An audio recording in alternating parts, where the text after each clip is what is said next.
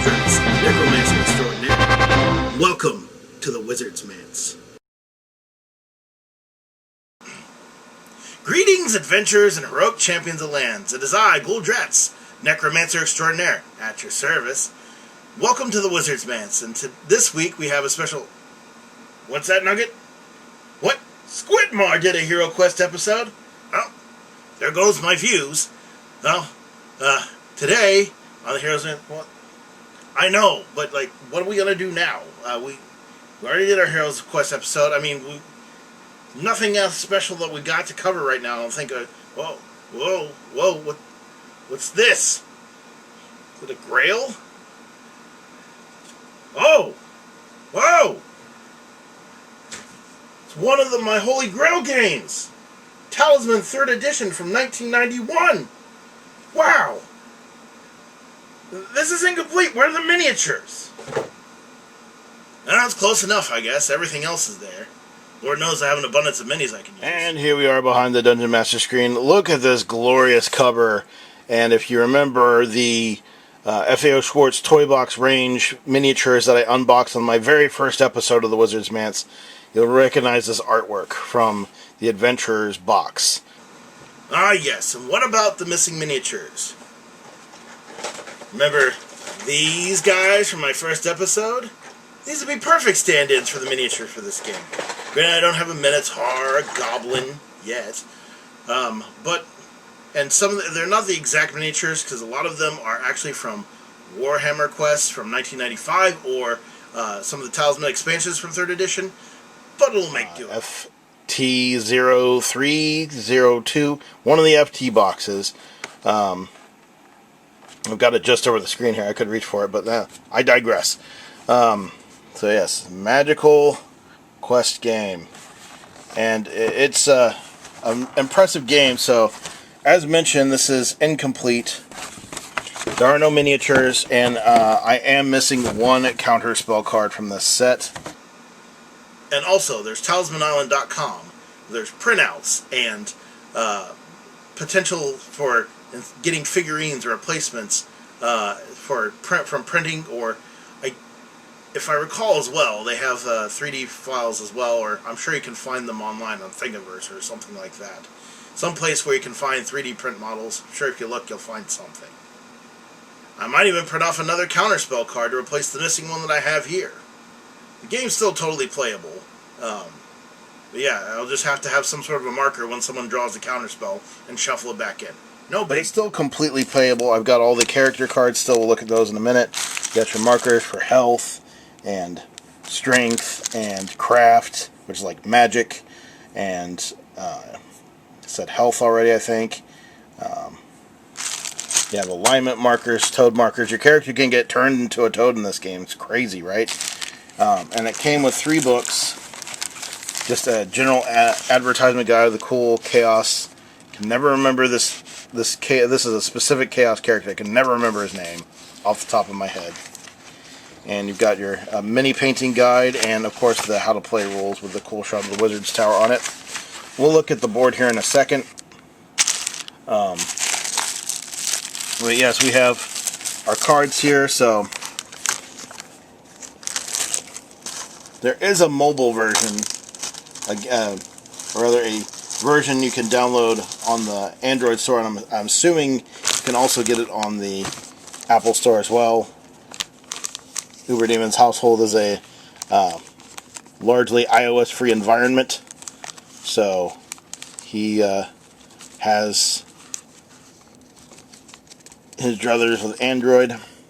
So you have a big fat stack of adventure cards. It's the biggest deck in the game, and you have cool Games Workshop circa 1990s artwork. Wraith, Skull Wand. There are talismans in here. There are separate talismans. So like you'll land on a space, you'll have to encounter something. You have followers and events, and they'll do various things. Chinese Dragon, Grizzly Bear, Broadsword. Did it. I did it again. Book of Spells, Gold Coins. Gesture, Unicorn. So basically you land on certain spaces and you encounter cards from the adventure deck. That's what those cards are primarily for. So I think it's worth mentioning that there's a 4th edition of Talisman that a lot of you may have seen out floating around at your local game stores. It is not owned by Games Workshop, or released by Games Workshop. It's released by a company called Pegasus Spiel. I'm assuming it's a German company given the name. But I found that fascinating. Maybe we'll get that in some of the expansions. We can check those out again. Another broadsword. So this is the purchase deck. This is like the shop. You can get armor. And again, some of these cards are in the adventure deck. Your helmet, bow, broadsword, water bottle. That's actually very handy. Seems like it wouldn't be handy, but you want that water bottle when you're in certain spaces in the game. Battle axe, shield, broadsword, and then you have your toad cards. When your characters turn into a toad, it tells you what that entails, what that means. Then you have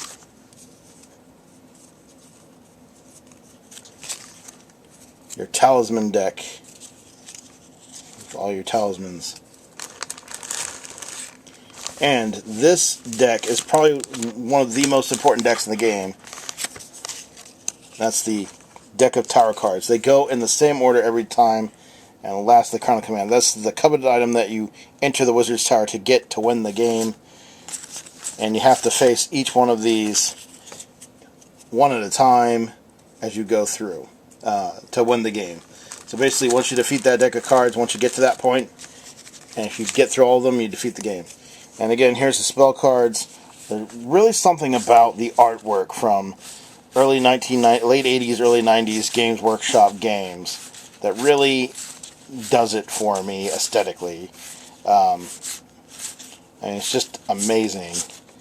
That there's the one counterspell that I have. This one's probably one of my favorite spell cards, Finger of Death, because necromancy, and obviously. So, we'll look at the character cards here. There's some gold tokens in here too, I forgot to mention that. We'll take a look at characters. Oh, experience, that's what the purple markers are for. The little cones, the purple cones are for experience markers. So, you got your character cards here. There's 11 of them, so the first one's the SKAVEN. Wizard, because of course. Barbarian, you are the barbarian. Swashbuckler, shiver me timbers. The wood elf, giggity giggity goo. The dwarf. Best thing about Talisman is the dwarf. Knights Templar, Minotaur, Ranger, Goblin Fanatic, Warrior, which looks suspiciously a lot like a Barbarian, yeah, but they already have a Barbarian. And then we're back to the SKAVEN. Those are the character cards. You may have seen the intro that Squidmar also did a Hero Quest video on some of the European versions of the game. And he actually got the Bard from Bardic Broadcast in his video. A little bit jealous.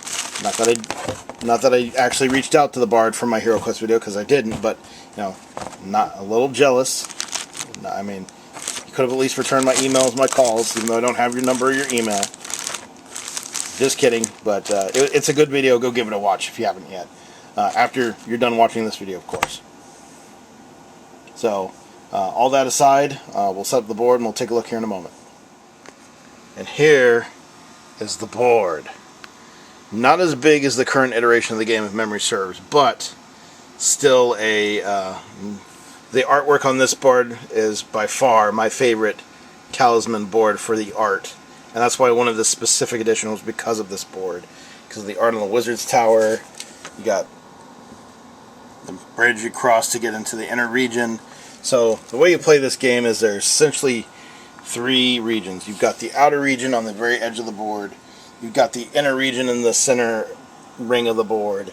And then you have the Wizard's Tower. To get into the Wizard's Tower, you must have a talisman, and you must encounter each card in one turn to win the game. And it takes time, because you have to power up before you can even get to the center of the board.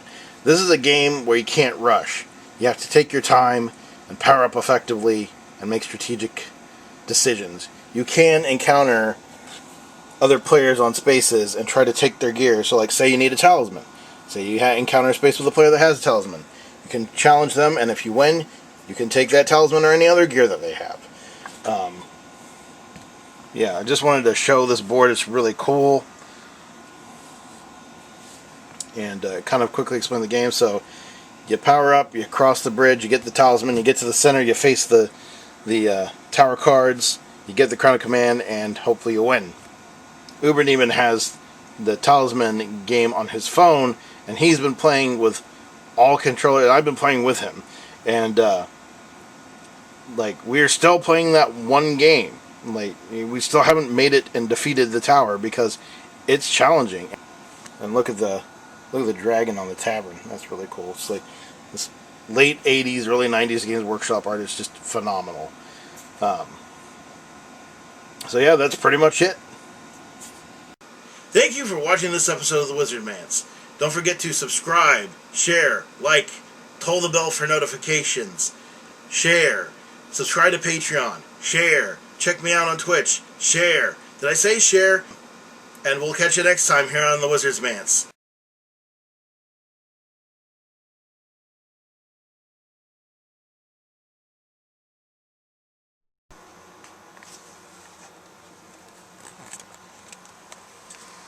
Didn't forget about me, did you? Good. So I'm still here. Taking necromantic energy from every single game that's reviewed.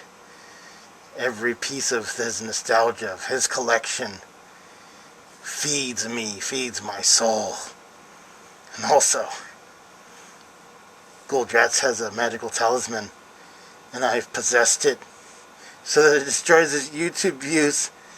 The algorithm won't work for him. Never. I'll have all the power and all the glory.